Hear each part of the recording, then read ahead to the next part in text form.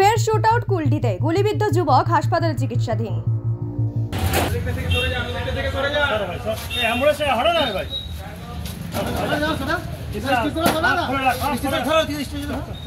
কুলটির প্রাক্তন বিধায়ক তথা পশ্চিম বর্ধমান জেলা তৃণমূলের চেয়ারম্যান উজ্জ্বল চট্টোপাধ্যায়ের বাড়ির সামনে চলল গুলি। গুলিবিদ্ধ যুবক সংকটজনক অবস্থায় হাসপাতালে চিকিৎসাধীন। যদিও গুলিকাণ্ডে দুষ্কৃতীরা এখনও অধরা। শুক্রবার রাতে চাঞ্চল্যকর ঘটনাটি ঘটেছে কুলটি থানার চিনাকুড়ি সোদপুর এলাকায়। গুলিবিদ্ধ যুবক কৃষ্ণা নুনিয়া আসানসোল জেলা হাসপাতালে চিকিৎসাধীন। গুলিবিদ্ধ যুবকের বাড়ি চিনাকুড়ি নুনিয়া বস্তি এলাকায়।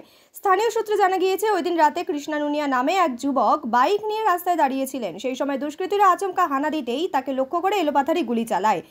গুলিবিদ্ধ অবস্থায় রাস্তায় লুটিয়ে পড়েন ওই যুবক। তবে কী কারণে ওই যুবকের উপর হামলা তা এখনো জানা যায়নি। পুলিশের ধারণা, পুরনো শত্রুতার জেরেই এই ঘটনা ঘটেছে। কিছু সময় আগে চিরকুন্ডাতে কৃষ্ণা নুনিয়া বলেন একজনের উপর একটা ফায়ারিং হয়েছিল। তো হি ইজ ইনজোর্ড। ওনাকে দুটো या তিনটে গোলে লাগেছে। হসপিটাল যাওয়ার পর একটু জানবো আমি কতগুলো লাগেছে। হি ইজ নাও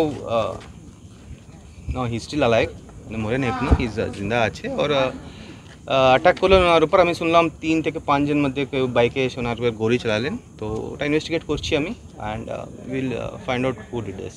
কৃষ্ণার বিরুদ্ধে কি কোনো অভিযোগ আছে? না, উনি একটু হিস্ট্রি শিটার তো আছেন। ওনার কী কেস ছিল আমি একটু বের করছি, but he was a history শিটার।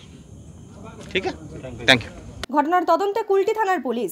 অপরদিকে তৃণমূল নেতা উজ্জ্বল চট্টোপাধ্যায় জানান, আসানসোল মহকুমার মধ্যে সবচেয়ে বিপজ্জনক জায়গা এই চিনাকুড়ি।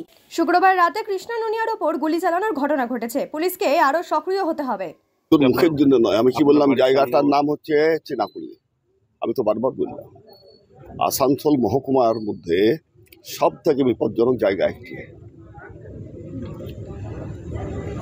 পুলিশের ভূমিকা নিয়ে কি বলবেন, যেহেতু বারবার চিনাকুড়িতেই টার্গেট করা বাইরে থেকে দুষ্কৃতী আসছে, বা আপনি যেটা বললেন, পুলিশের যদি কি বলবেন, পুলিশের ভূমিকা? পুলিশের আরো সক্রিয় হতে হবে, এলাকায় আরো সক্রিয়।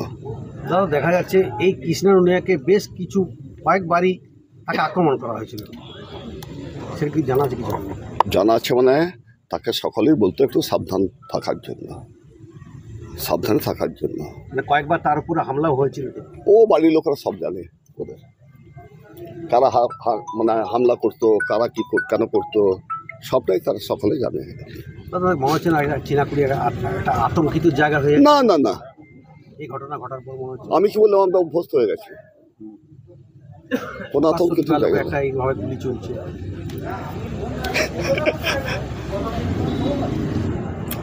এখানে গুলি ছাড়া কোনো কাজ হয় না, গুলিতেই কাজ হয়। পুলিশের ভূমিকাতে খুশি নেই কে? না, ওসব বলবো না, কেন খুশি নেই?